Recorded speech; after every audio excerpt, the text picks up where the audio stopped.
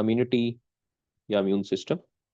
आप जानते हैं कि बॉडी के अंदर ये एक ऐसा सिस्टम है जो कि जर्म्स के अगेंस्ट फाइट करता है, और किसी भी बॉडी के अंदर ये कैपेसिटी कि वो पैथोजेंस को रिकॉग्नाइज करे और उनके अगेंस्ट एक्ट करें, उसको जो है हम इम्यून सिस्टम कहते हैं। अब इम्यून सिस्टम के अंदर दो टॉपिक एक्चुअली हैं आपकी बुक के अंदर। उन्होंने जो सिलेबस है उसमें आपको स्पेसिफिक डिफेंस की बात की है, लेकिन डिफेंस दो तरह के होते हैं इम्यून सिस्टम के अंदर। नॉन स्पेसिफिक डिफेंस भी होते हैं बॉडी में, और स्पेसिफिक डिफेंस भी होता है। अब जो स्पेसिफिक डिफेंस है या स्पेसिफिक इम्यूनिटी है, और नॉन स्पेसिफिक इम्यूनिटी में कुछ और नाम भी यूज किए जाते हैं। जो नॉन स्पेसिफिक है इसके लिए इन्नेट इम्यूनिटी भी कहते हैं। इन्नेट इसलिए कहते हैं because this is built in, पहले से ही बॉडी के अंदर और सबके अंदर एक जैसी है। या इसको हम इन बोन इम्यूनिटी भी कहते हैं। और जो स्पेसिफिक होता है उसके लिए हम ये वर्ड यूज करते हैं अडेप्टिव, एक्वायर्ड। ये वो इम्यूनिटी है जिसमें हम कहते हैं कि एक बंदे का इम्यून सिस्टम स्ट्रांग है, एक का वीक है। तो एक्चुअली दोनों में जो फर्क होता है वो स्पेसिफिक इम्यूनिटी का फर्क होता है। अब हमारे पास तीन लाइन ऑफ डिफेंस होती हैं। अब तीन लाइन ऑफ डिफेंस के अंदर जो स्पेसिफिक इम्यूनिटी है और नॉन स्पेसिफिक इम्यूनिटी है, इसमें से जो नॉन स्पेसिफिक इम्यूनिटी है इसमें फर्स्ट और सेकंड लाइन ऑफ डिफेंस इसके अंदर आएंगे। यानी तीन लाइन ऑफ डिफेंस में से पहली और दूसरी लाइन ऑफ डिफेंस ने नॉन स्पेसिफिक में आना है, और जो थर्ड लाइन है जो कि सबसे ज्यादा इफेक्टिव लाइन होती है वो स्पेसिफिक इम्यूनिटी के अंदर आएगी। और ये सबसे ज्यादा इफेक्टिव इस वजह से है क्योंकि आप जो पढ़ते हैं एंटीबॉडीज, तो एंटीबॉडीज प्रोडक्शन जो है वो थर्ड लाइन में होती है। पहली दो लाइन या नॉन स्पेसिफिक में एंटीबॉडीज प्रोड्यूस नहीं होती। तो यहाँ पर हमने तीन लाइन ऑफ डिफेंस की यहाँ पर बात करनी है। लेकिन यहाँ पर इम्यून सिस्टम के अंदर देयर आर सम बैरियर्स। कुछ बैरियर्स होते हैं जो कि जर्म्स को आने से रोकते हैं। इनमें आपको डिफरेंस का पता होना चाहिए। एक बैरियर जो है उसको फिजिकल बैरियर कहते हैं।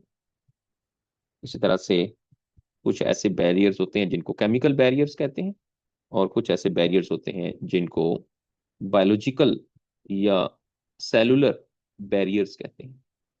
तो यहाँ अपने कुछ पॉइंट याद रखने हैं कि फिजिकल बैरियर कौन सा है, केमिकल बैरियर कौन सा है, बायोलॉजिकल या सेलुलर बैरियर कौन सा है। तो फिजिकल बैरियर के अंदर हमारे पास एक तो स्किन आ जाती है, ये फिजिकल बैरियर है। फिर जो है वो म्यूकस मेम्ब्रेन जो है ये फिजिकल बैरियर है। और ब्लड क्लॉट जो है फिजिकल बैरियर जो है, जो फिजिकली किसी चीज को हमारे ब्लड के अंदर या बॉडी के अंदर जाने से रोकेंगे। केमिकल बैरियर जो है इसके अंदर एसिड्स आ जाते हैं, जैसे हमारे स्टमक के अंदर HCl होता है। बहुत सारे जो लाइसोजाइम्स होते हैं, यानी ये एंजाइम्स हैं जो कि डाइजेस्ट करते हैं। इसी तरह से सीबम है जो कि सुबीशियस ग्लैंड होती है स्किन के अंदर, जैसे ऑयल हमारी स्किन के ऊपर आता है। और लाइक टीयर्स जो कि आईज के अंदर से लैक्रिमल ग्लैंड से प्रोड्यूस होता है। ये सारे केमिकल बैरियर है। सेलुलर बैरियर जो है इसमें सेल्स आ जाते हैं या बायोलॉजिकल बैरियर्स कहते हैं। इसमें एक तो फेगोसाइट्स आते हैं, इसको भी हम बात करेंगे।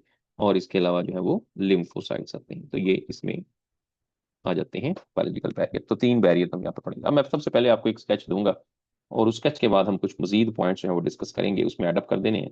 डिटेल के अंदर हमने एक्वायर्ड इम्यूनिटी या जो है वो स्वेट, पसीने को कहते हैं जो पसीना आता है, ये भी इसके अंदर जो है वो साफ ज़ाहिर सीबम स्वेट ये इसी के अंदर आ जाता है। अब जो हमारे पास तीन लाइन ऑफ डिफेंस है, उस लाइन ऑफ डिफेंस के अंदर हमारे पास क्या एक्शन होता है, तो मैं उसको आपको समझाता हूँ थोड़ा सा एक स्केच बना के। उसके बाद फिर हम अलग अलग से थ्री लाइन ऑफ डिफेंस पे थोड़ा बात करेंगे और थर्ड लाइन को डिटेल के अंदर डिस्कस करेंगे। अब देखें, इसमें सबसे पहले मैं यहाँ पर लाइक एक लाइन बना लेता हूँ कि मैं कहता हूँ this is the first line. उसके बाद जो है वो यहाँ आ गई सेकंड लाइन, और उसके बाद यहाँ आ जाती है थर्ड लाइन। ये थर्ड लाइन। अब सबसे पहले अगर कोई पैथोजिन है, ये एक पैथोजिन है, कोई वायरस है, कोई बैक्टीरिया है, सबसे पहले तो इसको फर्स्ट लाइन ऑफ डिफेंस में उसको रोकेगी। फर्स्ट लाइन ऑफ डिफेंस में क्या क्या चीजें आ जाती हैं? स्किन इसको रोकेगी, इसको म्यूकस मेम्ब्रेन इसको रोकेगी, या कोई एसिड वगैरह जो है वो हमारे स्टमक के अंदर इसको रोकेंगे। पहले तो स्किन है, लेकिन अगर फिर भी बॉडी में चले जाते हैं थ्रू द फूड और द एयर, तो वहां पे म्यूकस है, एसिड है, वो पैथोजेंस को यहाँ ब्लॉक करने की कोशिश करेंगे। लेकिन अगर ये इस लाइन को क्रॉस कर जाता है किसी इंजरी की वजह से, किसी भी प्रॉब्लम की वजह से, ये इस लाइन को तो क्रॉस कर गया। अब जब इस लाइन को क्रॉस करता है तो फिर आ जाती है बारी सेकंड लाइन की। सेकंड लाइन में आते हैं फेगोसाइट्स। अब फेगोसाइट्स में आपको न्यूट्रोफिल्स मिलते हैं, न्यूट्रोफिल्स आ जाते हैं इसमें, व्हाइट ब्लड सेल्स, और इसमें मोनोसाइट्स आ जाते हैं। मोनोसाइट्स का यहाँ पे रोल जो है वो बहुत इंपॉर्टेंट होता है, because monocytes they give rise to the macrophages. इन्होंने मैक्रोफेजिस में कन्वर्ट होना होता है, जो फेगोसाइटोसिस करते हैं। जो न्यूट्रोफिल्स हैं वो माइक्रोफेजिस हैं, वो जस्ट लाइक अमीबा सेल्स वो फिरते हैं और जो भी कंटेमिनेशन होती है उसको डिस्ट्रॉय करते हैं, बट एक्चुअली एक्शन जो कोऑर्डिनेट करना होता है वो मोनोसाइट्स के मैक्रोफेजिस जब बन जाएंगे उन्होंने करना है। अब मैक्रोफेजिस लाइक ये एक मैक्रोफेज है, ये जाएगा और ये जाकर इसको जो है वो सबसे पहले तो इनगल्फ करेगा और इसको बॉडी के अंदर ले आएगा वेजिकल बना के, और बॉडी में ला के ये इसको डाइजेस्ट कर देगा। तो उसने उसको डाइजेस्ट कर दिया। अब डाइजेस्ट करने के बाद अब ये इस तरह से काम करना शुरू कर देंगे, ये लाइन अपना कंट्रोल फेगोसाइटोसिस से करती है। लेकिन अब क्योंकि ये लाइन उतनी इफेक्टिव नहीं काम करती अगर अटैक बहुत ज्यादा हो, तो इसके रिजल्ट में अगली लाइन को एक्टिवेट करना है। तो यहां से अगली लाइन जो एक्टिवेट करनी है वो इसी मैक्रोफेजिस ने कन्वर्ट होना है एक स्पेसिफिक सेल के अंदर, और इस सेल को हम कहते हैं APC. This is the antigen presenting sales. अब ये क्या करेंगे, इसने जो ये डाइजेस्ट किया है ये इसको अपनी सरफेस के ऊपर प्रेजेंट करेंगे लाइक दिस। इसको हम एंटीजन प्रेजेंटिंग सेल कहते हैं। तो एंटीजन प्रेजेंटिंग सेल जो होता है वो एक्चुअली एक मैक्रोफेजिस ही है जो उसके अंदर कन्वर्ट हुआ है। जब ये एंटीजन प्रेजेंटिंग सेल यहाँ पर आता है, साथ ही यहाँ से केमिकल प्रोड्यूस होना शुरू हो जाता है, and that chemical is called the interleukin 1। ये इंटरल्यूकिन 1 ने जाके थर्ड लाइन के अंदर जो हेल्पर टी लिम्फोसाइट्स होते हैं उसको जाके एक्टिवेट करना है, उसको जाके सिग्नल देना है। अब लाइक ये हमारे पास जो है वो हेल्पर टी लिम्फोसाइट है, तो ये हेल्पर टी लिम्फोसाइट को सिग्नल देंगे।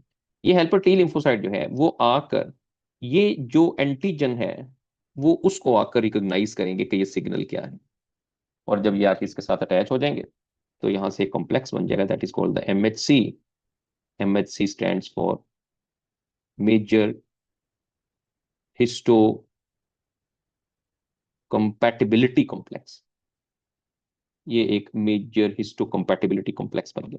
अब जब मेजर हिस्टो कंपैटिबिलिटी कॉम्प्लेक्स बनेगा तो यहाँ से एक और केमिकल हेल्पर सेल्स प्रोड्यूस करना शुरू कर देंगे, और वो केमिकल भी इंटरल्यूकिन ही है, लेकिन क्योंकि इंटरल्यूकिन 1 पहले प्रोड्यूस हो चुका था अब ये इंटरल्यूकिन 2 प्रोड्यूस करेगा। और इनके इंटरल्यूकिन 2 प्रोड्यूस होने के रिजल्ट में यहाँ से दो रिस्पॉन्स जो है वो एक्टिवेट होना शुरू हो जाएंगे। अब वो दो रिस्पॉन्स थर्ड लाइन के हैं। एक को हम कहते हैं सेल मीडिएटेड रिस्पॉन्स, एक ये रिस्पॉन्स यहाँ पे आएगा, और एक रिस्पॉन्स जो होता है वो है म्यूरल इम्यून रिस्पॉन्स। तो ये दो तरह के रिस्पॉन्स प्रोड्यूस होंगे। Cell mediated response is by the T cells, ये टी सेल्स की वजह से होता है, और इम्यून रिस्पॉन्स होता है that is by the B cells, ये बी सेल्स की वजह से।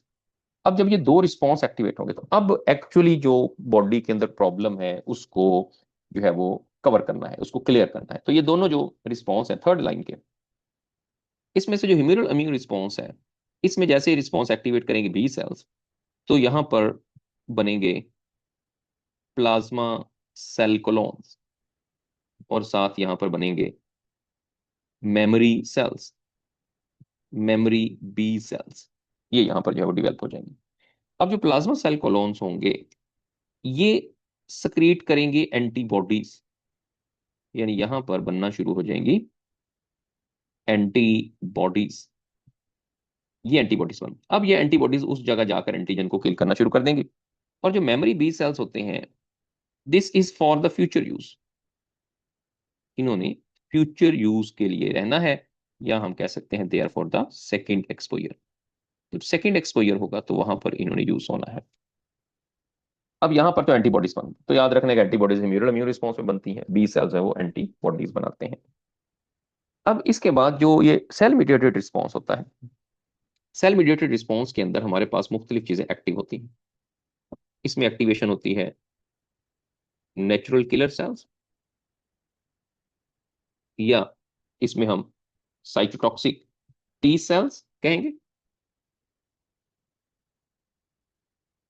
साइटोटॉक्सिक टी सेल्स भी कहते हैं, इनका ऑलमोस्ट सेम फंक्शन होता है दोनों का। उसके बाद इसमें बनेंगे मेमोरी टी सेल्स, जैसे कि हमने बी सेल्स पढ़ा था, मेमोरी टी सेल्स, और इसके अलावा बनेंगे यहां पर सप्रेसर टी सेल्स। ये तीन तरह के सेल्स है वो यहाँ पर डेवलप होंगे। अब ये सेल्स क्या करेंगे, यहाँ पर जो नेचुरल किलर सेल्स हैं एनकेसीस या साइटोटॉक्सिक टी सेल्स, इनका काम होगा किल द कैंसरस सेल्स। इन्होंने कैंसरस सेल्स को किल करना है, या जो इन्फेक्टेड सेल्स होते हैं उनको किल करना है, क्योंकि जिन पर इन्फेक्शन हो जाता है बॉडी उनको भी किल कर देती है। और साइटोटॉक्सिक टी सेल्स होते हैं ये डायरेक्ट जो है they also kill the antigens, ये एंटीजेंस को भी साथ किल कर सकते हैं, लेकिन इनका किल करने का जो फिनोमेना है वो एंटीबॉडीज उन्होंने प्रोड्यूस नहीं करनी। सो क्वेश्चन ये आ सकता है कि ये किस तरह से किल करते हैं कैंसरस सेल्स को या इन्फेक्टेड सेल्स को। इनके किल करने का मैकेनिज्म ये है कि जैसे ही ये नेचुरल किलर सेल्स जाकर कैंसरस सेल्स के साथ स्ट्राइक करते हैं तो ये प्रोड्यूस करते हैं परफोरिन्स। ये केमिकल्स हैं, ये इंजाइम्स हैं या लाइसोसाइम्स हैं, ये परफोरिन्स प्रोड्यूस करते हैं। परफोरिन्स होते हैं they make hole in infected cells और कैंसरस सेल्स।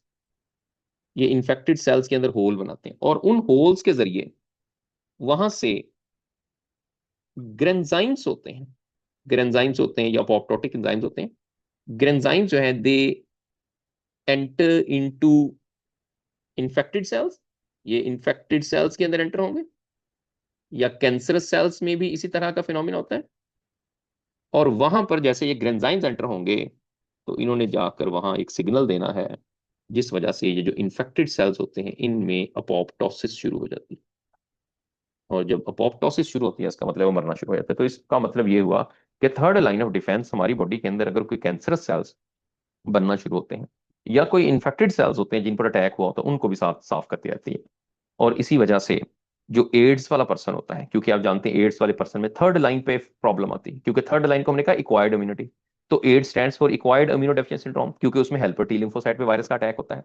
इसका मतलब है कि उस वजह से उसको कैंसर भी होता है जिस बंदे के अंदर एड्स होता है। तो इसका मतलब ये हुआ कि ये उसको एड्स जो कैंसर की कंडीशन को भी कंट्रोल करने में काम करते हैं। दूसरा नेचुरल किलर सेल्स होते हैं, ये सेकंड लाइन के अंदर भी इनका रोल है। ये एक्चुअली जाएंगे सेकंड लाइन के अंदर और सेकंड लाइन में जाके ये एक्टिवेट करेंगे, या हम वर्ड यूज करेंगे इनहेंस करेंगे फेगोसाइटोसिस को। ये वहां पे सिग्नल देंगे कि फेगोसाइटोसिस ज्यादा से ज्यादा की जाए। तो जब फेगोसाइटोसिस ज्यादा से ज्यादा होगी तो साफ ज़ाहिर है उससे उसको जो पैथोजेंस हैं उनको कंट्रोल करना उतना ही आसान हो जाता है। अब जो मेमोरी बी सेल्स है, जैसे मेमोरी टी सेल्स थे, मेमोरी बी सेल्स भी अब सेकंड एक्सपोजर के लिए हैं, या फ्यूचर कोई अगर इन्फेक्शन होता है तो उसके अंदर ये काम करेंगे। सप्रेसर जो होते हैं इनका काम आखिर में आता है, जब सारे का सारा कंट्रोल हो जाता है तो ये एक्चुअली शट डाउन करेंगे इम्यून रिस्पॉन्स को, क्योंकि साफ ज़ाहिर है जब एक दफा कंडीशन कंट्रोल में आ जाएगी तो इम्यून रिस्पॉन्स को शट डाउन करने के लिए सप्रेसर सेल का काम होता है। तो अब यहाँ पर जो थ्री लाइंस ऑफ डिफेंस हैं ये किस तरह से काम करता है, और इसमें बहुत से इंपॉर्टेंट पॉइंट हैं। एक पूरा फिनोमिना मैंने आपको एक्सप्लेन कर दिया है कि कौन कौन सी चीजें इसमें, जैसे मैंने बताया कि थर्ड लाइन जो है ये बहुत इंपॉर्टेंट है और ये पूछा जा सकता है सेल मीडिएटेड एंटीबॉडीज किसमें बनती हैं, प्लाज्मा सेल कॉलोन क्या करते हैं, मेमोरी सेल्स का क्या फंक्शन है। So this is very much important. दूसरा आपने याद रखना है कि जो सेकंड लाइन ऑफ डिफेंस है उसमें इसके अलावा कौन कौन से कंपोनेंट होते हैं, जस्ट नाम आपने याद रख लेने कि सेकंड लाइन ऑफ डिफेंस। इसके अलावा फर्स्ट लाइन में तो आपको बता दिया स्किन है, म्यूकस है, एसिड्स वगैरह फर्स्ट लाइन के अंदर। सेकंड लाइन के अंदर कौन कौन से कंपोनेंट, एक तो मैंने आपको फेगोसाइट्स के एक्सप्लेन कर दिया जो कि बहुत इंपॉर्टेंट है सेकंड लाइन को काम करे। दूसरा सेकंड लाइन के अंदर जो नेचुरल किलर सेल्स होते हैं इनका भी रोल है। तभी हमने देखा कि वो आके यहाँ पर जो प्रोसेस होता है फेगोसाइटोसिस का उसको इंक्रीज कर देते हैं। दूसरा यहाँ पर कुछ प्रोटीन्स होती हैं, उसको हम कहते हैं कॉम्प्लीमेंट सिस्टम। तो कॉम्प्लीमेंट सिस्टम जो है ये भी सेकंड लाइन को कंट्रोल करता है। कॉम्प्लीमेंट सिस्टम क्या है, कुछ प्रोटीन्स होती हैं और वो प्रोटीन भी आके फेगोसाइटोसिस को मजीद स्टिमुलेट करती हैं। इसके अलावा इंटरफेरॉन्स जो कि वायरसेस के अगेंस्ट एक्चुअली प्रोड्यूस होते हैं, ये होस्ट सेल वायरसेस के अगेंस्ट वो प्रोड्यूस करता है। तो ये जो है इंटरफेरॉन्स जो है ये भी यहाँ पर जो फेगोसाइटोसिस है उसको इंक्रीज करते हैं। तो इंटरफेरॉन्स का भी यहाँ पर रोल होता है। फिर अगर आपसे पूछा जाए कि जो इन्फ्लेमेशंस होती हैं, कि अगर कोई डिजीज होती है उसके रिजल्ट में को पेन होना शुरू हो जाती है, या कोई सूजन हो जाती है, तो किसी तरह का कोई रिएक्शन की फॉर्म में कुछ चीज सामने आती है, वो भी सेकंड लाइन ऑफ डिफेंस में होता है। या अगर पूछा जाए कि बताएं जो पायरिक्सिया है, यानी फीवर हो जाता है, बुखार हो जाता है, टेम्परेचर बढ़ जाता है, वो भी सेकंड लाइन ऑफ डिफेंस के अंदर ही आता है। तो फर्स्ट लाइन ऑफ डिफेंस में कौन सी चीजें हैं, सेकंड लाइन ऑफ डिफेंस में कौन सी चीजें हैं, थर्ड लाइन ऑफ डिफेंस में कौन सी चीजें हैं, इसके अंदर ये सारे का सारा पॉइंट्स हैं वो आपको कवर किए। तो इसको आपने अच्छे से जो है वो लर्न कर लेना है, लाइन ऑफ डिफेंस को। अब उसके बाद थोड़ा सा हम बात करेंगे एंटीबॉडीज के। एंटीबॉडीज क्योंकि थर्ड लाइन में प्रोड्यूस हुई, अब आपको पता है कि पहली दो लाइन में ये प्रोड्यूस नहीं होती। इनके लिए वर्ड इम्यूनोग्लोबुलिन भी यूज करते हैं, इम्यूनोग्लोबुलिन या आईजी। अब ये एंटीबॉडीज क्या है, ये प्रोटीन है। प्रोटीन एक स्ट्रक्चर आप लोगों की बुक में बना होगा कि ये एक्चुअली वाई शेप्ड होती हैं, ऐसे इनकी वाई की तरह की शेप होती है ये। और इसमें दो चेन जो होती हैं हैवियर है इस तरह से, और दो जो चेन होती हैं वो इसके अंदर लाइटर चेन्स होती हैं ऐसे। ये आपको एक एंटीबॉडी का स्ट्रक्चर मिलेगा। इसमें जो टर्मिनल अमाइन एसिड होते हैं वो वेरिएबल होते हैं, यहाँ भी वेरिएबल, यहाँ भी वेरिएबल, यहाँ भी वेरिएबल और यहाँ भी वेरिएबल। और इसके ऊपर जो अटैचमेंट के लिए साइट होती है, यहाँ पर साइट है फॉर एंटीजन अटैचमेंट, यानी एंटीजन को यहाँ आकर जुड़ना है, एंटीजन एंटीबॉडी कॉम्प्लेक्स बनेगा और एंटीजन को रिमूव करेंगे। फिर इनके दरमियान डाइसल्फाइड ब्रिजेस है, दो हैवियर चेन के दरमियान दो डाइसल्फाइड ब्रिजेस होते हैं। हैवियर और लाइट चेन के दरमियान भी एक एक डाइसल्फाइड ब्रिज होता है, लाइट और लाइट चेन के दरमियान नहीं होते। इसमें कांस्टेंट अमाइनो एसिड है, बाकी नीचे जितने भी हैं जो कि बाकी एंटीबॉडीज में भी होते हैं, सेम ही है एक क्लास के अंदर, लेकिन वेरिएबल जो है वो मुख्तलिफ होते रहेंगे। तो ये आपको एंटीबॉडी का स्ट्रक्चर मिलता है। अब एंटीबॉडी किस तरह से काम करती है, एंटीबॉडीज में अब एक सेल पे एंटीजन का अटैक है, एंटीबॉडीज वहां जाके अटैच हो जाती हैं, एंटीजन एंटीबॉडी कॉम्प्लेक्स बनता है। उसके बाद जो है वो फेगोसाइटोसिस का प्रोसेस होता है और वो पैथोजेंस में उसको किल कर दिया जाता है। एंटीबॉडीज के अंदर पांच टाइप्स हैं। आईजी जो है इसमें आपको पांच टाइप्स मिलेगी, उसमें आपने कुछ बेसिक क्वेश्चन है जो कि याद रखने हैं। एक है आईजीए, एक इसमें है आईजीजी, एक इसमें है आईजीई, एक है आईजीडी और एक है आईजीएम। अब इसमें सिर्फ वन लाइन क्वेश्चन, सिर्फ अब मैं इनके पूछता हूँ कि बताएं बॉडी सक्रीशंस के अंदर कौन सी एंटीबॉडीज होती हैं। तो आप बताएंगे कि बॉडी सक्रीशंस में आईजीए होती है। अब body secretion mean, body secretion जो है ये मिल्क है, ये बॉडी सक्रीशन। इसी तरह से स्लाइवा में हो सकती है, ये इसमें बॉडी सक्रीशन है। इसी तरह से ये म्यूकस में हो सकती है, इसी तरह से सीमन में हो सकती हैं। तो ये जितनी भी बॉडी सक्रीशंस के अंदर एंटीबॉडीज होंगी, चाहे वो टीयर्स में है या मिल्क में है या किसी म्यूकस के अंदर है, ये सारे के सारे आईजीए होती हैं। इसके बाद आईजीजी जो है ये ब्लड के अंदर प्रेजेंट होती है, ब्लड। और सबसे ज्यादा जो कॉमन है वो आईजीजी होती है। अब इन दोनों में से सवाल पेपर के अंदर आता है, क्वेश्चन कुछ तरह से आता है कि जो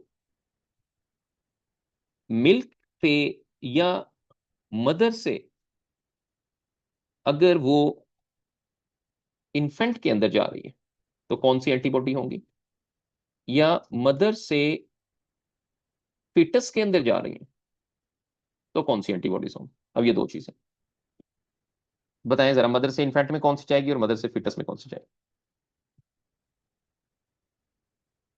मदर से इन्फेंट में यस आई जी ए जाएगी, और फिटस में आई जी जी जाएगी, क्योंकि इन्फेंट हम कहते हैं बर्थ के बाद। तो बर्थ के बाद साहब जरा मिल्क से जा सकती हैं, क्लोस्ट्रम से जो कि फर्स्ट मिल्क होता है, that is rich in antibodies. और फिटस क्योंकि डेवलपिंग स्टेज है, मदर और फिटस के दरमियान प्लेसेंटा से एंटीबॉडीज जो है वो ट्रांसफर हो सकती है, तो वो आईजीजी होती है। आईजीजी जो है वो वो सेकेंडरी रिस्पॉन्स देती है। सेकेंडरी रिस्पॉन्स का मतलब, क्योंकि सबसे पहले रिस्पॉन्स किसका होता है, सबसे पहले आईजीएम का होता है। ये फर्स्ट एंटीबॉडी ब्लड में आएगी जबकि इन्फेक्शन होगा, आईजीएम। तो सबसे पहले इन्फेक्शन के दौरान ये प्रोड्यूस होना है, और उसके बाद फिर आईजीजी आएगी जो कि सबसे ज्यादा कॉमन भी है, और वो सेकेंडरी रिस्पॉन्स जो है वो देती है। आईजीई जो है वो एलर्जिक रिएक्शन के दौरान प्रोड्यूस होती है।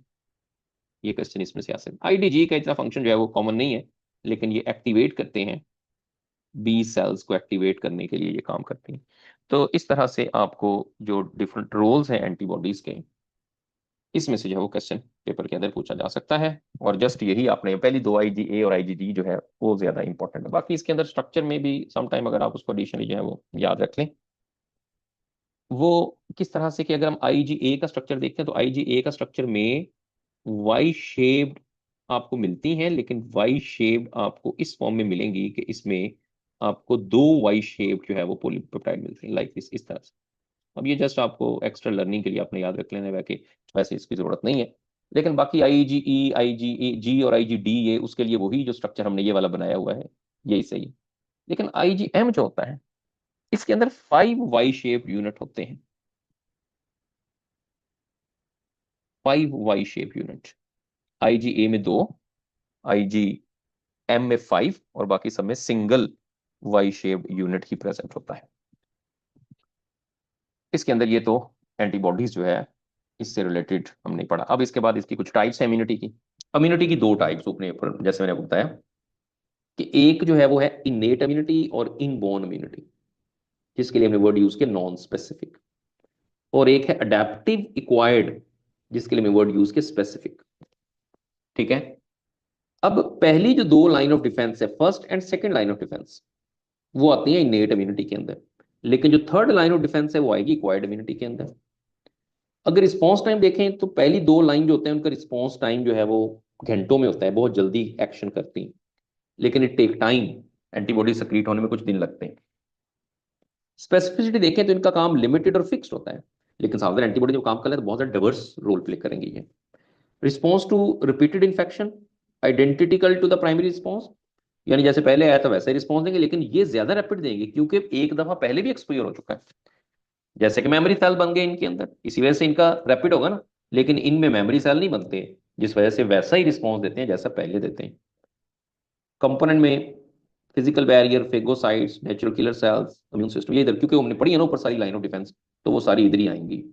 इधर B T cells, antibodies, memory cells वो बनेगी थर्ड लाइन ऑफ डिफेंस के अंदर। तो ये दोनों तरह की इम्यूनिटी में आपने याद रखना है। Types of the acquired immunity, अगर हम अब स्पेसिफिकली एक्वायर्ड इम्यूनिटी की बात करें तो इसमें दो तरह की इम्यूनिटी है, एक्टिव इम्यूनिटी और पैसिव इम्यूनिटी। एक्टिव इम्यूनिटी वो इम्यूनिटी होती है जब हम कोई वैक्सीन लगा के, कोई एंटीजन को इंजेक्ट करके इम्यूनिटी डेवलप करें, उसको कहते हैं एक्टिव इम्यूनिटी। लेकिन अगर हम कोई एंटी सीरा को इंजेक्ट करें, किसी और सोर्स से बनी बनाई रेडीमेड एंटीबॉडीज यूज करें, उसको कहते हैं पैसिव इम्यूनिटी। तो एंटीबॉडीज का जो सोर्स होता है एक्टिव इम्यूनिटी में वो ये है कि बॉडी खुद प्रोड्यूस करती है एंटीबॉडीज, लेकिन इसके अंदर हम एंटीबॉडीज रिसीव करते हैं from the external source.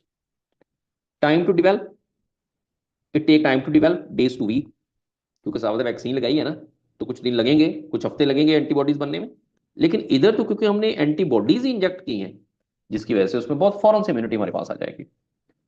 Duration क्या होगा, साफ जाहिर है कि जिसमें टाइम ज्यादा लगा है, एक पक्का काम हुआ है, तो वहां तो लॉन्ग लास्टिंग होगा। लेकिन एक में हमने इमीडिएट लिया है तो उसमें शॉर्ट टर्म इफेक्ट होता है, ज्यादा देर के लिए होता। अब इसमें जो टाइप है आगे फर्दर, ये नेचुरल और आर्टिफिशियल दोनों आएंगे यहां पर, ये और उधर भी दोनों ही आएंगे। अब नेचुरल किस तरह से, immunity develop after the natural exposure of pathogen. साफ जाहिर है अगर हम वैक्सीन नहीं भी लगाते तो भी तो एंटीबॉडीज बनती है ना, तो that is the naturally induced active immunity. लेकिन अगर हम वैक्सीन लगा के इम्यूनिटी इंड्यूस करें तो आर्टिफिशियल, क्योंकि वैक्सीन लगाई। इसी तरह से पैसिव इम्यूनिटी में नेचुरल और आर्टिफिशियल दोनों होते हैं। अगर नेचुरल कैसे, अगर मैटरनल एंटीबॉडीज आईजीजी, प्लेसेंटा से आईजीजी, बेस्ट मिल्क जो है जिसको क्लोस्ट्रम भी कहते हैं, वहां से आईजीए जब फिटस को मिलती हैं तो that is a naturally induced passive immunity, क्योंकि एक सोर्स नेचुरल है। लेकिन अगर हम इंजेक्शन लगाएं एंटी टॉक्सिन का या एंटी सीरा का, तो वो आर्टिफिशियल पैसिव है, तो इसके अंदर जो आ जाते हैं। अब एग्जांपल क्या है, अगर इम्यूनिटी डेवलप करते हैं चिकन पॉक्स इन्फेक्शन के लिए, या immunity after the HBV vaccine, तो ये वाली जो वैक्सीन लगाने से आप जानते हैं कि इम्यूनिटी आती है, ये इम्यूनिटी जो है वो आएगी आपको, एक्टिव इम्यूनिटी हमें मिलेगी। लेकिन अगर मैटरनल एंटीबॉडीज प्रोटेक्ट करती है न्यूबॉर्न को, या एंटी रेबीज सीरम इंजेक्ट किया जाता है डॉग बाइट के बाद, तो इसका मतलब है कि ये एक पैसिव इम्यूनाइजेशन है। तो जो एक्टिव इम्यूनिटी होती है ना actually, that is used against passive infections. तो ये पैसिव इन्फेक्शन है, that is used against active infections, यानी जो इन्फेक्शन ज्यादा एक्टिव होते हैं उनके अगेंस्ट यूज होती हैं। तो ये इसके अंदर आपके पास इम्यूनिटी की दो टाइप्स जो है वो आ जाएंगी। तो ये इम्यूनिटी पे हमने डिटेल में बात कर ली। अब इससे बाहर से सवाल नहीं आने वाला, टॉपिक इंपॉर्टेंट है, ठीक है। इसको आपने पूरा कंप्लीट ही प्रिपेयर करना है, क्योंकि डिफरेंट प्रोवेंसेस में इसमें कोई ना कोई डेफिशिएंसी छोड़ी हुई है, तो इस वजह से यहाँ से आपने इसको प्रिपेयर कर लेना है।